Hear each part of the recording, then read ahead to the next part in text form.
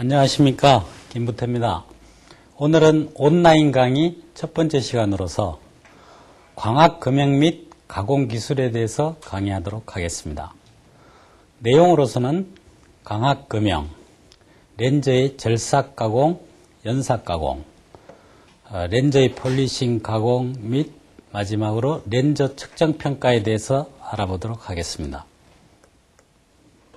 먼저 광학금형입니다. 광학금형에서의 내용으로서는 렌즈란 무엇인가를 보고 그 다음에 비구면 렌즈의 장점, 비구면 렌즈를 적용한 사례, 렌즈 금형의 구조에 대해서 강의하겠습니다. 먼저 렌즈란 무엇이냐 하는 것을 알아보겠습니다. 렌즈란 것은 광을 모으거나 확산시켜 필요로 하는 광학적인 성능을 얻게 할 수 있는 유리라 혹은 플라스틱 등으로 된 투명한 물체를 말하는 것입니다. 가끔 금속 렌즈가 있느냐라고 물어보는 경우도 있는데 그것은 우리가 지붕에서 볼 수 있는 파라보릭 안테나를 얘기하는데 그 경우에는 광이 아니고 전파를 모으는 것이 되겠습니다. 그러면 비구면 렌즈란 무엇인가 알아보겠습니다. 일반적으로 이상적인 구면 렌즈를 통해 들어온 빛은 구면 수차의 영향에 의해서 한 점에 모이지 않는 문제가 있습니다. 이것을 구면을 여러 장을 겹친 이러한 형태로 만들어주면 한 점에 모일 수 있게 할 수가 있습니다. 그렇게 함으로 해서 이점을 보면은 첫째 렌즈 매수를 줄일 수가 있습니다. 구면 렌즈 몇 매를 써야 하는 것을 한 매로 쓸 수 있기 때문에 무게도 감소시킬 수 있고 또한 콤팩터화할 수 있습니다. 물론 또 성능도 향상시킬 수 있고 또 매수가 줄음에 따른 코스트의 절감도 가능합니다. 그러나 이러한 비구면 형상을 가공하는 데 대한 초정밀 가공 설비가 필요하고 또 이 비구면의 정도가 서브 마이크론 정도를 필요로 하기 때문에 그것을 강화할 수 있는 가공 기술이 필요하겠습니다. 또 그리고 이러한 서브 마이크론 가공을 할 수 있는 환경으로서 항온 항습이라든가 진동 제어가 필요한 환경을 구성해 줘야 된다는 문제점이 있겠습니다. 우리 생활에서 가장 밀접하게 사용하고 있는 부품 중에 하나가 강디스크 드라이버가 있는데 우리가 매일같이 사용하는 컴퓨터에도 이 옵티컬 디스크 드라이버가 들어 있습니다. 여기에는 픽업이 있고 그 다음에 우리가 디스크를 넣는 데크가 있고 그 다음에 이것을 구동시켜주는 칩이라든가 소프트웨어로 구성되어 있습니다. 광 픽업이라는 것은 레이저를 이용하여 음성, 화상, 데이터 등의 유용한 정보를 디스크에 기록, 재생하는 장치가 되겠습니다. 픽업 광학계에서 비구면 플라스틱 렌즈를 가장 적절하게 사용해서 비구면의 효과를 높인 예를 한번 살펴보면은 종전에 구면 글라스 렌즈 3매로 되어 있던 것을 비구면 플라스틱 1매로서 줄여서 성능을 냈습니다. 이것을 개발한 연도에 따라서 자세하게 살펴보면 1982년도에 무한계에서 2매의 콜리메타 글라스 렌즈와 3매의 글라스 대물 렌즈를 사용해서 총 5매로 구성하던 것을 1984년에 마찬가지로 무한계에서 콜리메타 글라스 렌즈 2매와 비구면 플라스틱 1매로 콤팩터화를 시켰습니다. 이것이 1986년에 유한계가 되면서 비구면 플라스틱 1매로서 픽업의 성능을 낼 수 있는 시스템을 만들었습니다. 또 이 비구면 렌즈를 이용해서 매수를 단축한 사례로서 또 우리가 가장 밀접하게 사용하고 있는 레이저 프린터의 FC타 렌즈가 있습니다.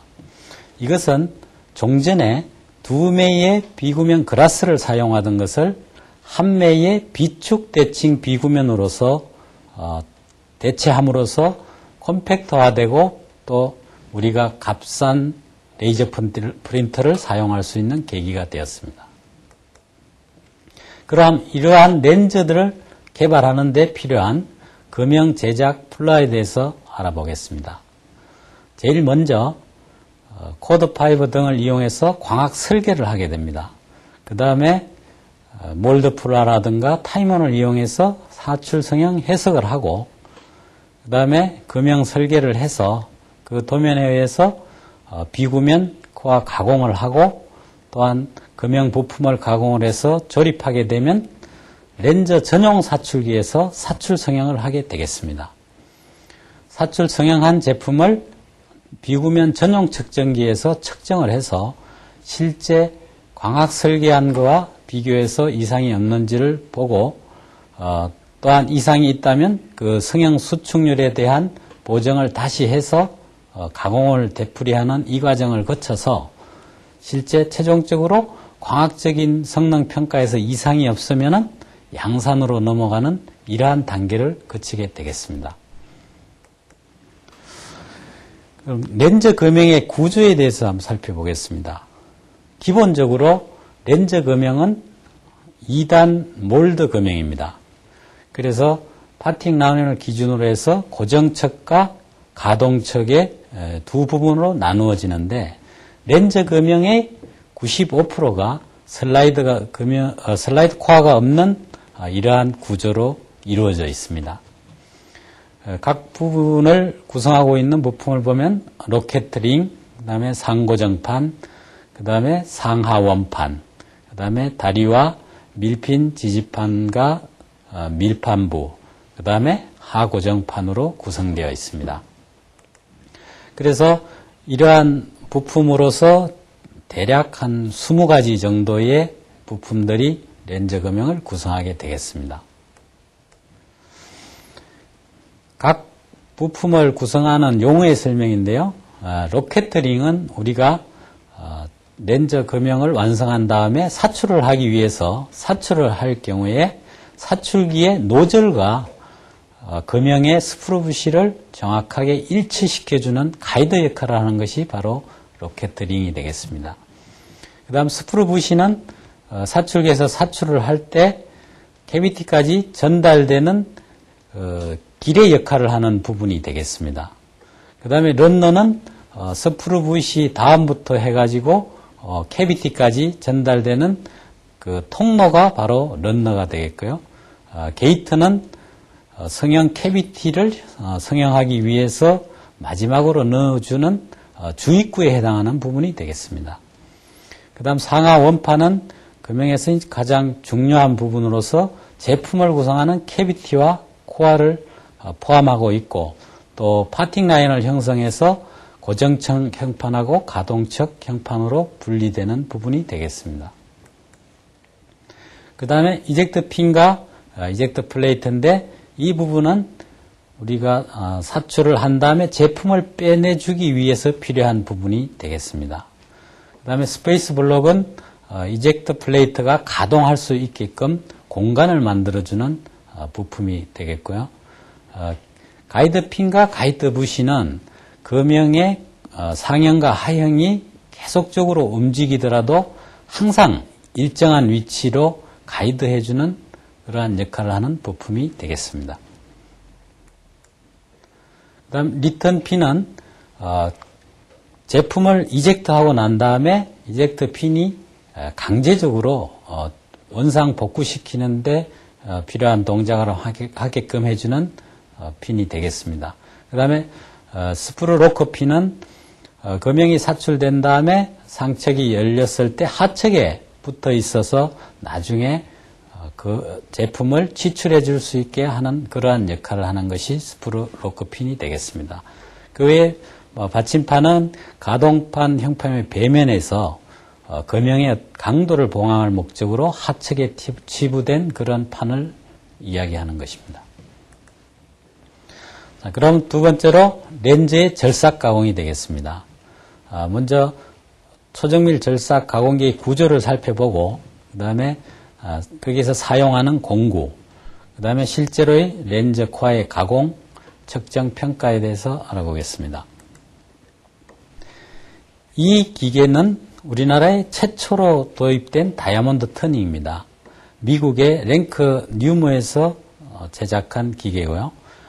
이쪽 오른쪽에 것은 최근 들어서 우리나라에 가장 많이 도입되고 있는 일본 나치의 설비가 되겠습니다. 초정밀 가공기의 구조는 기본적으로 X축과 Z축 두 축으로 이루어져 있고, 그 다음에 이 X축 위에 B축 테이블을 올려서 여기에다가 절삭할 경우는 공구대를 올려서 사용하게 되겠습니다.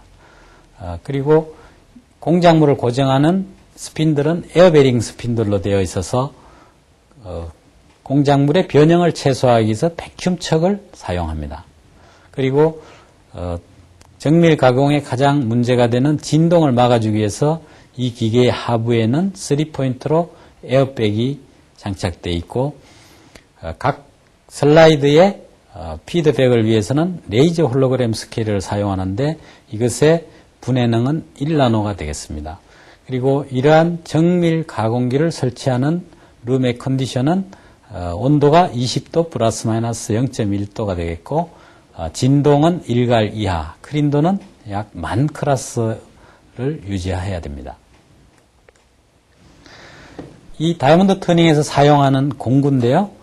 이 바이트는 싱글 포인트 내추럴 다이아몬드 바이트입니다. 그래서 에지가 아주 샤프하게 되어 있고, 이 에지의 형상 정도도 약 0.1 마이크로 정도로 아주 고가의 공구가 되겠습니다. 그러면 렌저 코어를 실제 가공하는 순서를 알아보겠습니다. 그래서 비구면 광학 설계가 되고 나면은 그 다음에 1차적으로 몰드 재료인 스타박스에다가 1차 가공을 해서 그 위에 무전의 니켈 도금을 100마이크로 정도 입힙니다. 그런 다음에 약 50마이크로를 가공하면서 비구면을 형성합니다. 그러면 비구면 형성한 것을 측정을 해서 이상이 없으면은 금형 조립을 하고 시사출을 하게 됩니다. 그래서 다시 평가해서 이상이 없으면 양산으로 가는 것이고, 다시 이상이 있을 경우는 보정을 해서 이상이 없는 양산할 수 있는 코어를 만들게 되겠습니다. 이것은 실제 가공한 코어의 측정 결과인데요. 약 20mm의 오목 형상의 구면을 가공했습니다. 그래서 여기서 보면은 피크투 밸리가 실제 0.03으로 아주 0.3 마이크론이죠, 단위가. 그래서 아주 정밀하게 되어 있고, 그 레이저 간섭계로 봐도 일자로 되어 있는 것이 아주 정확한 가공이 됐음을 나타내주고 있습니다. 또한 이 기기에서는 B축을 이용해서 가공을 할 수도 있는데요. B축 테이블의 공구가 공작물에 접촉하는 점을 계속적으로 연속적으로 고정해서 가공하는 것이 가능합니다. 그래서 이것은 설령 공구가 좀 덜 정확해도 가공하는 물이 정확하게 가공할 수 있는 그런 이점이 있습니다. 여기서의 그 B축은 유정압 베어링을 사용했고, 선회각은 플러스 마이너스 180도 정도 됩니다. 그래서 실제 50mm의 구면 절삭을 한 것인데, 이것의 이송 속도는 약 5mm, 절삭 깊이는 5마이크로 정도 되는 것을 단결점 다이아몬드로 바이트로 가공을 합니다. 또 이 기계에서는 머신인 센터와 마찬가지로 X, Y, G축 세 축을 이용을 해서 자유 곡면의 렌저 가공이 가능합니다. 그래서 플라이 카트를 이용해 가지고 알루미늄 소재를 가공을 한 것인데요. 이것을 이제 가장 잘 활용하는 것이 다음에 설명할 레이저 프린터용 FC타 렌즈가 되겠습니다. 그래서 레이저 프린터용 FC타 렌즈의 가공 순서를 한번 볼 것 같으면, 처음에 재료 준비를 해서 스타박스를 가지고 재료 준비를 한 다음에 1차 가공해서 열 처리를 하고, 또 형상 가공을 CNC로 해서 연삭 가공을 하게 됩니다. 그 다음에 이것도 마찬가지로 무전의 니켈 도금을 100마이크로 해서 2차적으로 연삭 가공을 한 다음에 경면 연삭을 형상 정밀도 0.1 마이크로까지 다이아몬드 바이트를 사용해서 맞추게 됩니다. 그런 다음에 마지막으로 경면 폴리싱을 표면 조도를 약 20 나노 알맥스까지 맞춘 다음에 실제 금형에서 양산화에 사용하게 되겠습니다. 그래서 앞에 설명한 다이아몬드 터닝 머신에서 실제로 코알을 가공하는 것을 동영상으로 한번 보여드리고 측정하는 결과까지 확인하도록 하겠습니다.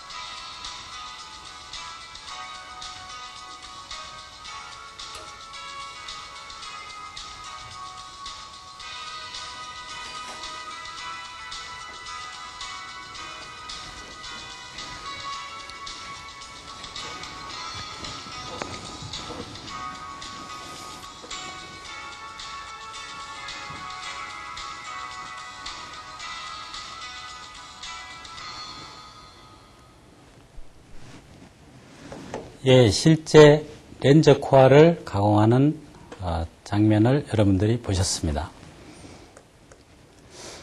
이제 세 번째로 렌저 연삭 가공이 되겠습니다. 초정밀 연삭 가공기의 구조는 기본적으로는 다이아몬드 터닝 머신의 절삭과 같습니다. X와 Z축, 그 다음에 B축이 있는데 이 B축 위에 연삭 공구 스핀들을 올려서 연삭을 하게 되겠습니다. 연삭 가공 방식에는 세 가지 타입이 있습니다. 첫째로 크로스 연삭 타입인데요. 말 그대로 가공물과 연삭 휠이 수직으로 만나서 크로스되는 이러한 방식을 말하게 되겠습니다. 그 다음에 사축 연삭인데요. 사축이란 말대로 연삭축이 기울어져 있다는 거죠. 그래서 연삭 휠은 45도로 기울어져 있고 가공물은 수평방에서 움직이는 그런 방법이 되겠습니다. 마지막으로 패러렐 연삭인데 이것은 가공 공작물과 연삭축이 서로 패러렐하게 움직이는 방식이 되겠습니다. 각각의 방식에 대해서 좀 더 자세히 살펴보겠습니다. 먼저 크로스 연삭인데요. 이것은 공구 스핀들 축은 수직으로 되어 있고 그 다음에 워크 스핀들은 수평으로 위치해 가지고 실제 대구경 렌저 가공에 일반적으로 사용을 합니다. 그래서 혹시 R이 작거나 세그가 깊은 이러한 형상의 것을 가공하고자 할 때는 휠에서 간섭을 일으키기 때문에 그것을 방지하려고 이쪽 휠의 샹크 부분을 작게 하게 되면 강성이 부족해서 휘는 문제가 있습니다. 그래서 이러한 것을 보완하기 위해서 또 개발된 것이 사축 연삭인데 사축 연삭은 공구 스핀들 축은 45도 기울어져 있고 워커 스핀들은 수평 방향으로 되어 있습니다. 그래서 크로스 연삭에서 깊은 세그를 가진 것을 못하던 것을 사축을 함으로써 이것이 가능하게 됐는데 문제점으로서는 실제 연삭하면서 연삭 휠을 드레싱을 해줘야 되는데 그러게 되면은 이 휠의 중심축이 움직인다는 겁니다. 그러므로 해서 드레싱 할 때마다 중심을 다시 맞춰줘야 한다는 그런 단점이 있습니다. 그래서 마지막으로 패러렐 연삭인데요. 이것은 공구의 스핀들 축과 공작물의 스핀들 축이 둘 다 나란히 평행하게 되어 있습니다. 그래서 R이 작거나 세그 값이 큰 오목 렌즈도 가공이 가능하고 실제로 공작물과 스핀들 휠의 축이 같은 일직선상에 있기 때문에 설령 드레싱을 해서 이 경이 작아진다 하더라도 중심이 변하지 않기 때문에 다시 세팅하지 않아도 된다는 그런 장점이 있습니다. 그래서 크로스 연삭과 패러렐 연삭 가공면을 비교해 볼 것 같으면 이것은 크로스 연삭의 중심 부분인데 좀 파여 있는 흔적이 보입니다. 그리고 이것은 바깥 부분인데 굉장히 좀 큰 툴 마크가 보입니다. 여기에 비해서 패러렐 연삭면은 중앙부나 외주부가 크게 차이가 없이 고르게 된 것을 볼 수가 있겠습니다. 이것은 바로 공작물과 공구 휠이 어떻게 접촉하느냐에 따른 것인데 이 경우에는 외주부를 가공하면서 그라인더 힐도 R로 되어 있고 이 자체도 R로 되어 있다 보니까 급격한 이동에 의해서 이러한 마크가 생기고 중심으로 오면서 연삭 저항값이 작아짐으로 해서 가운데가 파이는 이런 현상을 나타냅니다. 여기에 비해서 패러렐 연삭은 실제로 날부가 외주부나 중앙부 동등하게 간격을 가지고 연삭이 되고 중앙부로 오면서도 연삭 저항이 똑같기 때문에 별 차이가 없이 가공된 좋은 면을 얻을 수가 있겠습니다. 여기서 사용하는 다이아몬드 휠인데요. 연삭 휠의 형태는 크게 두 가지로 나눌 수가 있겠습니다. 대가공용 휠은 직경이 큰 이러한 휠이고, 그 다음에 소구경 가공용 휠은 직경이 작은 이러한 렌즈로서 아주 우리 휴대폰 같이 렌즈의 알이 작은 그러한 코알을 가공할 때 사용하게 되겠습니다.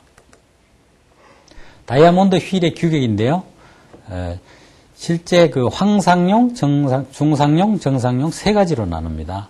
여기에서 황상용은 그릿 사이즈가 320메시, 그 다음에 중삭은 800메시, 정상용으로는 1800메시를 사용하는데 이 그릿들을 묶어주는 본드로서는 레진 본드를 사용합니다. 그래서 글라스라든가 초경 등의 가공에 사용을 하게 되겠습니다.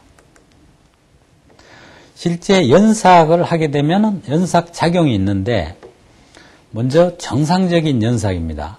정상적인 연삭에서는 숫돌립이 정규적인 그 파쇄에 의해 가지고 가공이 원활하게 잘 진행이 됩니다.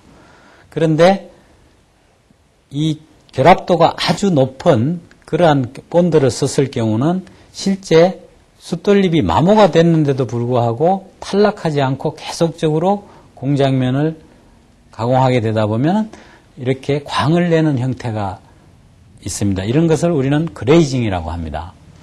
이것은 결합도를 잘 선택해야 되는 문제가 있고요. 그 다음에 로딩이라는 것은 실제로 그 숫돌립이 자생이 불완전하면서 이 기공에 연삭 칩이 끼어서 가공이 잘 안 되는 것인데 이것은 그 연질 재료를 연삭할 때 나타나는 문제이기 때문에 이것은 냉각수를 잘 뿌려준다든가 그 다음에 숫돌의 결합도를 잘 선택하면 해결할 수 있는 문제입니다. 그리고 그레이징이나 로딩 현상이 일어날 때 그런 정상적인 연삭을 하기 위해서는 다이아몬드에 날세움을 하는데 이것을 바로 드레싱이라고 합니다. 그래서 드레싱은 다이아몬드 휠을 회전시키고 싱글 포인트 내추럴 다이아몬드 드레셔를 이용해 가지고 전후 방향으로 이동하면서 날세움을 하면 되겠습니다. 실제로 초경 재료를 다이아몬드 휠 1200메시를 이용해서 가공한 결과입니다. 워크의 회전 속도는 200rpm으로 하고 이것의 그라인딩 휠의 rpm은 8만으로 해서 실제 이송 속도는 0.5mm/min으로 하고 절삭 깊이는 0.5마이크로 해서 가공한 결과인데요. 실제 비구면 렌즈를 재는 폼 텔리스코프에서 측정한 결과 이 제로 라인에 대해서 가장 높은 피크와 베리 부분에 토탈한 것이 약 0.18 마이크로서 굉장히 정밀하게 가공이 되었습니다. 이것은 가공면의 조도인데요. 여기서 붉게 표시된 부분이 높은 지점, 그 다음에 파란색이 낮은 지점이 돼가지고 RT, 그러니까 Rmax나 동등한 겁니다만 이것으로 약 35나노 정도를 나타내는 것이므로 상당히 조도가 좋은 걸 볼 수 있겠습니다. 이것은 패러렐 연삭 방식의 낫지 설비인데요. 실제 가공물하고 그라인딩 휠이 패러렐하게 가공되는 사진을 볼 수가 있겠습니다. 또 이것은 사축 방식의 도시바 설비인데 스핀들 축이 45도 기울어져서 가공하는 것을 볼 수 있고 여기서 가공한 가공물을 볼 수가 있겠습니다. 네 번째로 렌즈의 폴리싱 가공 기술입니다. 비구면 렌즈에서 폴리싱의 개요는 그라인딩 공정 후에 툴마크 제거를 목적으로 형상을 유지시키면서 조도를 향상시킨다 하는 데 있습니다. 그래서 일반 글라스 렌즈의 폴리싱하고 비교해 보면은 글라스 렌즈는 커브 제너레이팅을 한 다음에 구면 연마를 하면서 구면의 형상과 조도를 맞춥니다. 그런 다음에 폴리싱 하면서 마찬가지로 구면의 형상과 조도를 맞추는 반면에 비구면 렌즈의 경우는 1차적으로 비구면 가공을 한 다음에 비구면 그라인딩을 하면서 비구면 형상과 조도를 맞춥니다. 그런 다음에 비구면 폴리싱에서는 비구면의 형상은 그대로 유지하면서 조도를 향상시키는 그것이 다른 점이 되겠습니다. 이것은 폴리싱 가공기입니다. 폴리싱 가공기의 구조는 기본적으로 XYZ축의 3축으로 되어 있습니다. 그래서 여기에다가 폴리싱을 하는 폴리싱 헤드 스핀들이 부착되어 있고 아래쪽으로는 가공물을 고정시키는 워크 테이블이 설치가 되어 있습니다. 이것은 폴리싱 미신 스픽인데 일본의 구로다의 설비입니다. 이 설비의 테이블의 다이아미터는 약 300mm가 되겠고 여기서 가공할 수 있는 가공물의 크기는 300mm의 높이가 약 200mm 정도가 됩니다. 이 테이블의 회전은 0.5 내지 5 rpm 정도가 되겠고요. 그 다음에 폴리싱 이 헤드의 스핀들의 헤드 스피드는 20에서 약 200 rpm이 되겠습니다. 그리고 실제로 움직일 수 있는 X축의 스트로크는 약 400mm가 되겠고 움직이는 이송 속도는 0.1에서 3m/min가 되겠습니다. 크로스하는 Y축은 스트로크가 약 200mm이고 피드레이트는 마찬가지로 0.1에서 3m/min가 되겠습니다. 그 다음에 버티칼 헤드는 전체 이송 거리가 100mm이고 그 다음에 폴리싱 헤드 자체가 움직이는 거리가 약 50mm가 되겠습니다. 이제 폴리싱 가공 방식에는 세 가지가 있는데요. 첫째, 패드를 이용하는 방식입니다. 보시다시피 여기에다가 이런 헝겊이라든가 그 다음에 러버, 고무라든가 그 다음에 폴리우레탄 재료나 레자, 가죽 등을 이용해서 폴리싱하는 방식이 하나가 있고요. 그 다음에는 에어백을 이용하는 방식입니다. 이것은 안쪽이 고무로 되어 있고 바깥쪽이 헝겊으로 되어 있는 이러한 것을 장착시킨 다음에 여기에 에어를 주입함으로 해서 실제 렌즈하고 같은 R을 맞춰서 회전시키면서 폴리싱을 하는 방법입니다. 그래서 대체적으로 대구경은 이러한 방식으로 폴리싱을 합니다. 마지막으로 MRF 방식인데요. 이것은 미국의 QED 나노테크놀로지가 개발한 방식으로서 전자석을 이용한 방식입니다. 시스템을 한번 살펴보면은 폴리싱 액을 펌프를 이용해서 계속적으로 회전하는 휠 위에 뿌려주면서 그 위에 렌즈를 회전시키면서 폴리싱하는 것인데요. 실제 이렇게 노즐을 통해서 뿌려주면은 여기에다가 연사기가 흘러가는데 자기장을 걸어주게 되면은 이렇게 폴리싱 액이 렌즈에 붙어서 폴리싱되는 이러한 원리를 이용을 했습니다. 폴리싱에 필요한 파우더인데 이것은 재질에 따라서 다른 것을 사용합니다. 그래서 초경을 폴리싱할 때는 다이아몬드 파우더를 쓰는데 그릿 사이즈가 약 0.5에서 약 한 4mm까지의 굵기가 다른 정상용인 경우는 0.5, 중삭은 약 1에서 2마이크로, 그 다음에 황삭은 3 내지 4미크로의 그릿 다이아몬드를 써서 폴리싱을 하게 되겠고 스타벅스의 경우도 마찬가지로 다이아몬드 파우더인데 여기에 믹스제가 물을 사용합니다. 그래서 마찬가지로 정삭, 중삭, 황삭 세 가지를 쓰겠고 그 다음에 무전의 니켈의 경우는 알루미늄을 사용하는데 정삭의 경우에 0.5 마이크로 그릿 사이즈를 사용해서 에틸 그리콜을 믹스제로 해서 폴리싱을 하게 되겠습니다. 이것은 프로젝션 TV용 코어의 폴리싱 결과입니다. 이 폴리싱에서도 마찬가지로 황삭, 중삭, 정삭의 각각의 크기의 다이아몬드 파우더를 이용해서 폴리싱을 하게 되는데 1차 폴리싱에서 70에서 80 이하의 조도를 내고 그 다음에 2차적으로는 50나노 이하가 되게 되었습니다. 그래서 이것을 측정한 결과를 보면은 폴리싱 전에 약 피크트 밸류가 약 80나노이던 것이 폴리싱 후에 30나노미터의 조도를 갖게 되었습니다. 이것은 각 메이크업을 폴리싱 머신입니다.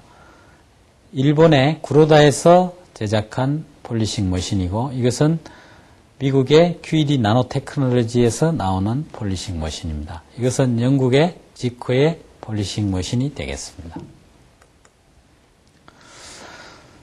다섯 번째로 광학 렌즈의 측정 평가입니다. 측정 방식은 크게 콘택트 방식과 난 콘택트 방식으로 이루어져 있습니다. 콘택트 방식의 대표적인 것으로서는 영국의 폼 텔리스코프가 되겠습니다. 이것은 비구면의 형상과 조도를 측정할 수 있습니다.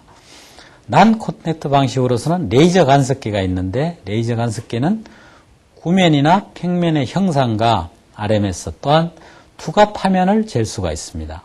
그 다음에는 아토믹 포스를 이용한 측정기인데 이것도 비구면 형상을 측정할 수 있습니다. 그 다음에 비코는 조도라든가 프리즘 도광판에서의 단차를 측정하는 데 사용되겠습니다. 이 렌즈 측정 장비를 용도에 따라 자세하게 알아보면 크게 봐서는 형상을 측정하는 것과 조도 측정하는 것, 성능을 측정하는 세 가지가 있습니다. 그래서 형상 측정에는 가장 일반적으로 폼 텔리스코프가 사용이 돼서 이것의 분해능은 약 1나노가 되겠습니다. 그 다음에 형상 측정하는 것으로는 AM, FM 머신이 원자력관을 이용하는 것인데 이것도 마찬가지로 분해능은 1나노가 됩니다. 그 다음에 조도를 측정하는 것으로서는 비코가 있는데 이것의 분해능도 마찬가지로 1나노메타가 되겠습니다. 성능 측정하는 것으로는 레이저 간섭기가 있는데 라이트 소스를 헤리움 네온의 6328 옹스트롱을 사용을 합니다. 그래서 이것의 측정 정도는 약 20분의 람다 정도가 되겠습니다. 이것은 실제로 폼 텔리스코프를 사용해서 측정한 데이터인데요. 비구면의 제로 지점이 이 부분이고 실제 가공물에서 가장 높은 부분과 낮은 부분의 토탈 차를 쟀을 때 약 0.05 마이크론으로서 아주 정밀한 가공이 된 것을 보여주고 있습니다. 이것은 레이저 간섭기로 측정한 데이터인데요. 레이저 간섭기에서는 이렇게 3D로 형상을 볼 수도 있고 그 다음에 단면을 자른 이러한 단면 형상을 볼 수도 있으며 레이저 간섭을 이용한 간섭 무늬로도 볼 수가 있습니다. 레이저 간섭기에서 쓰는 레이저의 파장이 0.63 마이크로니까 실제 간섭의 경우는 파장이 2분의 1이 돼서 실제 이 간섭 무늬의 간격은 0.3 마이크로가 되겠습니다. 그래서 실제로 이 한 무늬 사이로 프렌지가 휘어져 있다고 봤을 때 거기에서의 정도는 약 0.3 마이크로로 할 수 있는데 이것은 지금 한 5분의 1 정도로 휘어져 있기 때문에 실제로 정도는 약 0.06 마이크로 정도가 되겠습니다. 이것은 비코 측정기로 도광판의 홈을 측정한 것인데 실제로 제일 높은 지점에서 낮은 지점까지의 깊이는 약 5.38 마이크로가 되겠습니다. 또한 이것은 색깔로도 구분이 될 수 있는데 빨간 부분이 가장 높은 지점, 파란 부분이 낮은 지점 해서 이 면의 경우는 약 43 나노미터를 나타내고 있습니다. 온머신 메저링 머신이라는 것은 우리말로 기상계측 장치라고 해서 가공기의 옵션으로 나오는 것입니다. 이것은 우리가 렌즈를 가공할 때 가공한 가공물을 기계로부터 떼지 않고 바로 그 기계에 고정되어 있는 상태를 측정을 해가지고 오차를 측정할 수 있는 겁니다. 그래서 이것은 세팅에 의한 오차를 줄일 수 있는 아주 편리한 장치입니다. 사양으로서는 최대 측정 가능한 것이 약 100mm고요. 여기에서 검출하는 분해능은 8.6 나노가 되겠습니다. 그래서 축대칭 비구면이라든가 비축대칭 비구면 등 다항식으로 표현되는 그러한 비구면들을 전부 측정할 수가 있겠습니다. 예, 이것으로서 온라인 강의 첫 번째 시간을 마치겠습니다. 여러분 수고하셨습니다.